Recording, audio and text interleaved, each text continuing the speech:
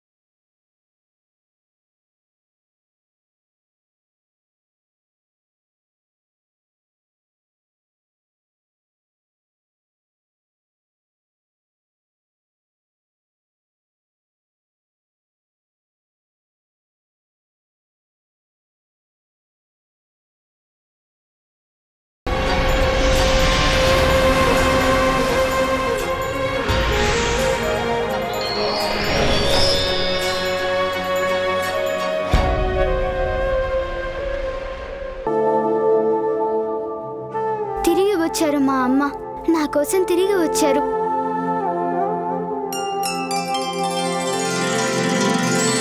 చివరికి అంత సుఖాంతమైంది. అమ్మ కాత్యాయని దేవి అవతార లక్ష్యాన్ని సాధించారు.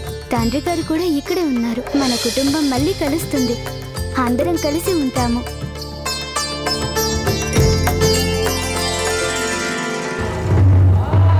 మీకు తెలుసా అమ్మా, తమరి కోసం నిరీక్షిస్తున్నది కేవలం నేను మాత్రమే కాదు, తండ్రి గారు కూడా. తండ్రి గారు, నేను చెప్పేది నిజమే కదా? మరి అమ్మకి విషయం మీరే చెప్పొచ్చు కదా. తమరు కూడా అమ్మ ఎడబాటుని సహించలేక ఎంత వేదన అనుభవించారు. మహాదేవ, రండి తండ్రి గారు, రండి.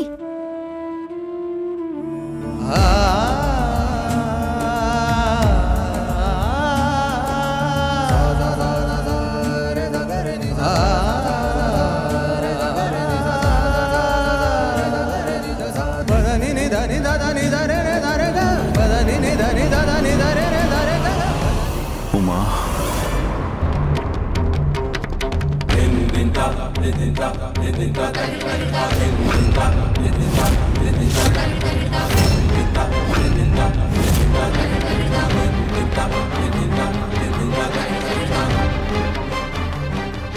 ఉమా, నేను పుత్ర, లోకాలకు పెను ప్రమాదం తప్పింది. ధర్మస్థాపన సజావుగా జరిగింది. ఈనాటికి నా అవతార లక్ష్యం నెరవేరింది. అంటే మీరందరూ క్షేమమని. తండ్రి గారి నుండి అమ్మ మొహం తిప్పుకున్నారేంటి? పుత్ర గణపతి, అంతా క్షేమమే కదా? చెప్పు కుమారా, అంతా బాగున్నట్లే కదా? ఊపిరున్నా ఉసురు లేని జీవితం శూన్యంగా మారిపోతుందమ్మా. తమరు లేని కైలాసం కూడా శూన్యమే. శూన్యం క్షేమంగా ఎలా ఉంచుతుందమ్మా? తమరు కైలాసంలో ఉంటేనే మేమంతా క్షేమంగా ఉండగలం. పుత్ర, నేను ఇలాగే ఆలోచించేదాన్ని, కానీ అదంతా మిథ్యే. నాన్నగారిలో అభిన్నమైన శక్తినని ఇప్పుడు నాకు ఆ భ్రమలన్నీ తొలగిపోయాయి. ఇదంతా మిథ్య, భ్రమ, నిజమా అమ్మా? అవును పుత్ర, మహాదేవుడు నన్ను కైలాసం నుండి దూరంగా పంపారు. అప్పుడేమైంది? వారి శక్తి వారిని వదిలి వెళ్ళింది. కానీ సృష్టి చక్రం తిరుగుతూనే ఉంది కదా. ప్రభావం పడింది మాత్రం నా మీదే. కైలాసానికి దూరంగా నా మనసు అస్థిరత్వంలో కంపించిన వేళ నువ్వే వచ్చి స్థిరత్వాన్ని, ధైర్యాన్ని చెప్పావు. అమ్మా, నేను మాటిస్తున్నాను, ఈ కమలం వాడిపోయే లోపుగానే నేను తప్పకుండా తండ్రి గారిని ఇక్కడికి తీసుకొస్తానమ్మా. కానీ ఆ కైలాసవాసికేం? నేను ఇక్కడ ఉండొచ్చు, లేకపోవచ్చు. దానితో వారికేం పని? లేదమ్మా, అలా అనుకోకండి. తండ్రి గారు, బహుశా అమ్మ మీ నోటితోనే వినాలనుకుంటున్నట్టున్నారు. కైలాసానికి తేజస్సు అమ్మనే.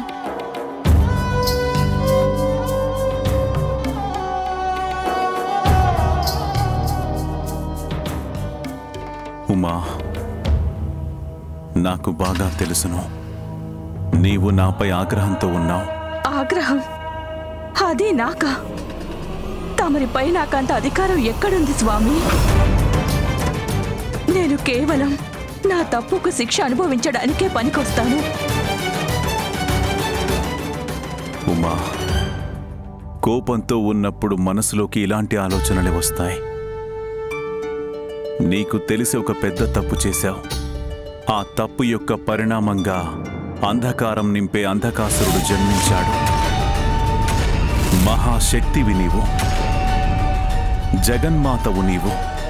అయినా తగిన ప్రాయశ్చిత్తం చేసుకున్నావు. కానీ కోపం మర్యాదలని ఉల్లంఘించేలా చేస్తుంది. కానీ తప్పు తెలుసుకుని దానిని సరిదిద్దుకునేవారే మహాత్ములనిపించుకుంటారు. నేను కూడా నీవు లేని ప్రతిదినము, ప్రతి క్షణము ఎంతో వేదన అనుభవించాను.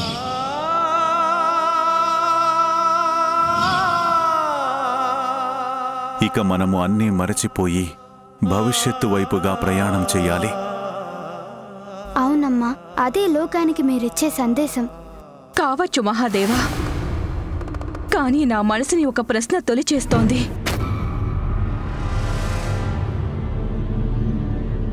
జగత్పిత న్యాయానికి అతీతులా తమరు తమ తప్పుని ఎప్పుడు అంగీకరిస్తారు స్వామి?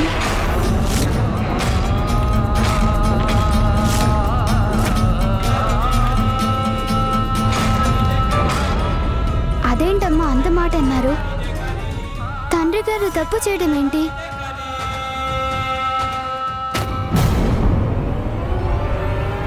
చెప్పండి మహాదేవా, తమరి పుత్రుడు తమరిని ఏదో అడుగుతున్నాడు. సమాధానమివ్వండి. తన అనుమానాన్ని నివృత్తి చేయండి. చెప్పండి, ఈ రోజు ఇక్కడ జరిగిన సంహారానికి మూల కారణం ఎవరు?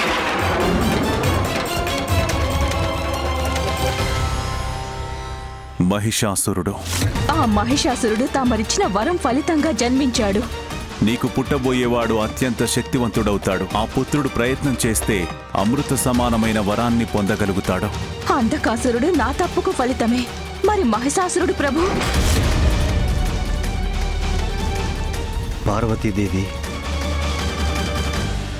బ్రహ్మదేవా, తప్పు, దోషం, ఫలితం, నాశనం, మర్యాద వీటన్నిటి చర్చ ఇప్పుడే జరగనివ్వండి. తప్పు కాదు ఉమా, వరప్రసాద ఫలితమే మహిషాసురుడు.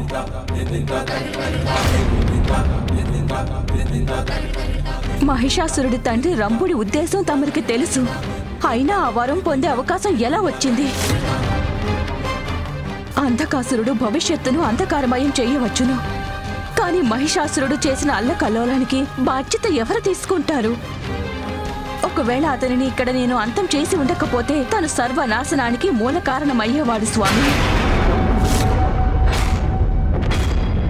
ఒకరి తప్పుకి దండన, ప్రాయశ్చిత్తాలుంటే మరొకరి తప్పుకుండవా?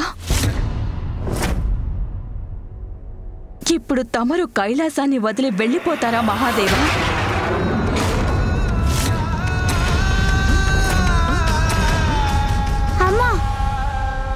చింతించబోకు పుత్ర, నేనా పని ఎంత మాత్రమూ జరగనివ్వను.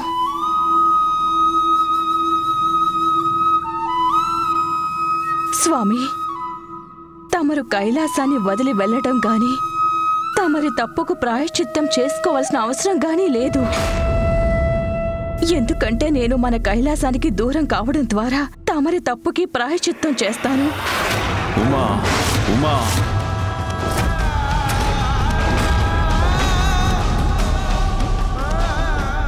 వద్దమ్మా, మేమింక తమరికి దూరంగా ఉండటం అసాధ్యం.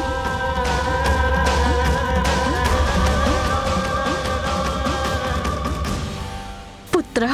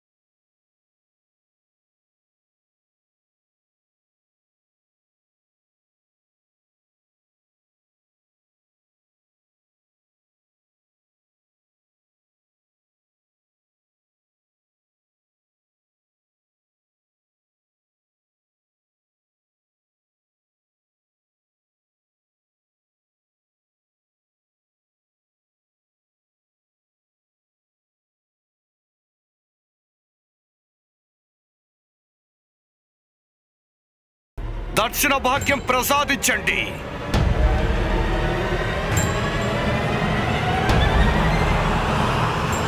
దర్శన భాగ్యాన్ని ప్రసాదించండి.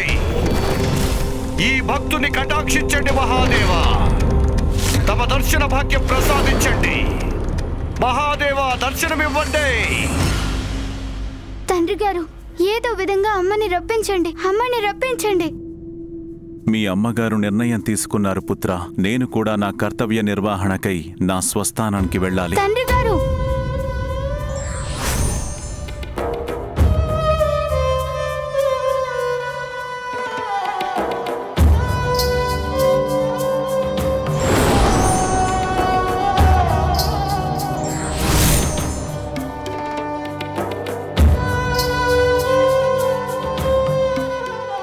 పుత్ర, మామగారు, ఎందుకు ఇలా జరిగింది? అమ్మ ఇంకా తండ్రి గారు ఇద్దరు వెళ్ళిపోయారు. మీ నాన్నగారిప్పుడు తన భక్తుడికి దర్శనమివ్వడానికి వెళ్లారు. వ్యక్తిగతమైన భావోద్వేగాలతో కర్తవ్యాన్ని మర్చిపోకూడదు పుత్ర. అందుకే వారు. మరి మా అమ్మ ఎందుకు వెళ్ళిపోయారు మామగారు? ఎందుకు ఈ విధంగా జరుగుతుంది? ఏది అకారణంగా జరగదు పుత్ర. దాని వెనుక కూడా చాలా గొప్ప లక్ష్యం దాగుంది. అయితే ఒక్క విషయం మాత్రం వాస్తవం. మహాదేవుడు ఆదిశక్తి. ఒకరు లేకుండా ఒకరు ఉండలేరు. మరో సత్యం ఏంటంటే మనందరం వారిద్దరూ లేకుండా ఉండలేము. ప్రస్తుత పరీక్షా సమయంలో నువ్వు మీ తల్లిదండ్రులు ఇద్దరిని శ్రద్ధగా చూసుకోవాలి. నాకు తెలుసు, తండ్రి గారు ఎంతో ఆవేదనలో ఉన్నారు. అమ్మ నిర్ణయం అమ్మ కూడా దుఃఖం కలిగించుంటుంది.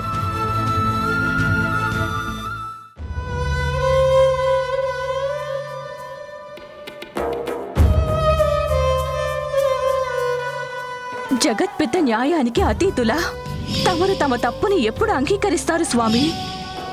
నేను కూడా నీవు లేకుండా ప్రతిరోజు ప్రతి క్షణము అంతే బాధని అనుభవించాను.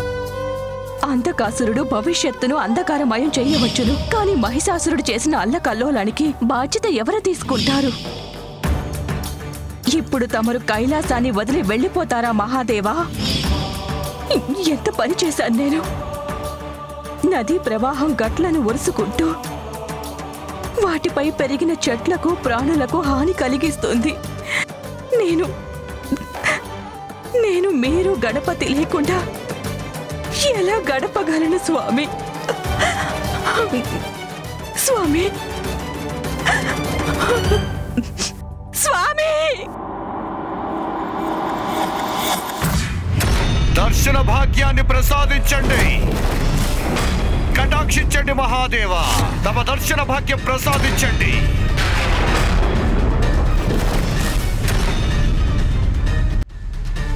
మహాదేవా, నా విన్నపాన్ని ఆలకించండి ప్రభు. అసురాచార్య పదవి నుండి విముక్తినివ్వండి. లేకపోతే నేను ఈ క్షణమే గంగాజలం సాక్షిగా ఆచార్య పదవిని పరిత్యజించాలని అనుకుంటున్నాను.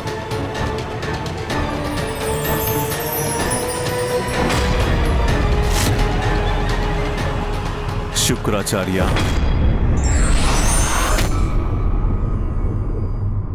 అమ్మా అమ్మా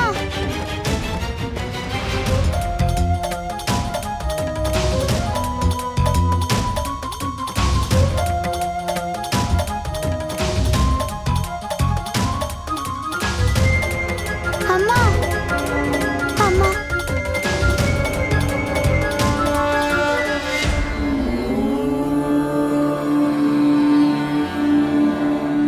శుక్రాచార్య, అసుర గురు పదవిలో స్వయంగా నేనే నియమించాను నిన్ను. నీవు ముందు వెనక చూడకుండా ఆ పదవిని ఎలా పరిత్యజించాలని నిర్ణయం తీసుకున్నావు? చూడడానికి ఏముంది మహాదేవ, స్పష్టంగా కనిపిస్తూ ఉంటే దేవతలకు అమృతం లభించింది. అసురులు ఏం చేస్తారు? వారు ఎప్పటికీ విజయముఖం కూడా చూడలేరు. ఇక అసురులకు గురువైనందుకు లాభమేమిటి? మహాదేవ, అసురులకు నేనేం సహాయం చేయగలను? వారు ఓడిపోతూ ఉంటే చూడడం నా తలరాతంటారా?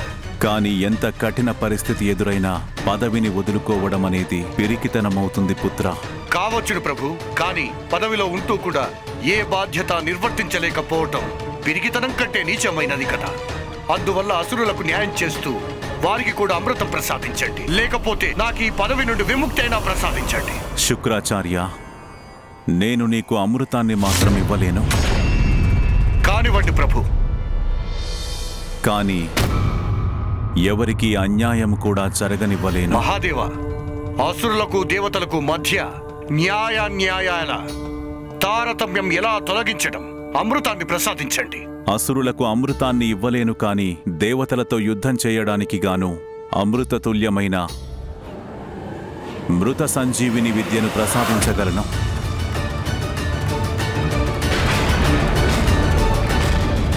ఎందుకింత పనిచేశాడు మహాదేవుడు?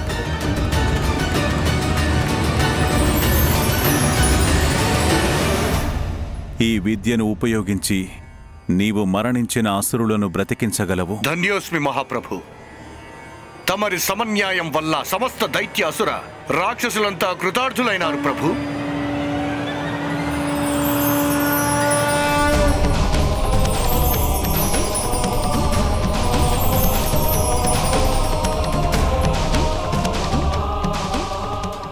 ఒక్క మాట గుర్తుంచుకో శుక్రాచార్య, మృత సంజీవిని విద్యా ప్రయోగం కేవలం ధర్మం న్యాయాల కోసమే జరపాలి.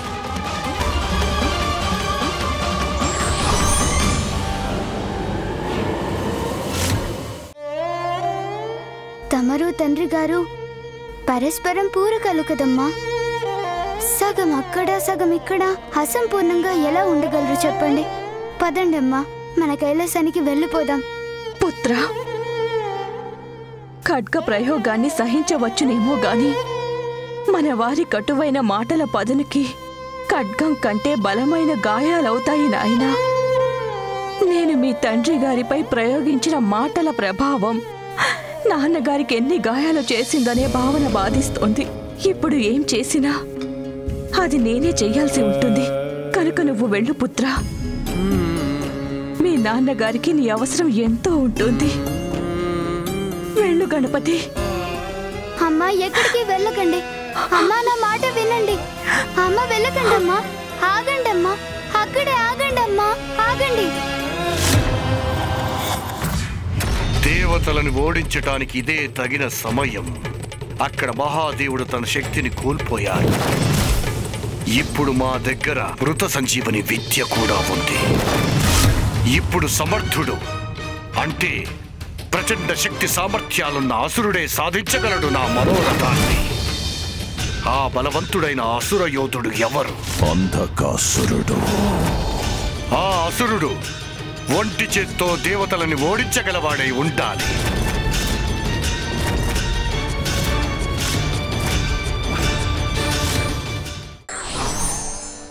అవకాశవాదాన్ని ఆశ్రయించడం పిరికితనం. దానివల్ల ఏదీ సాధించలేరు.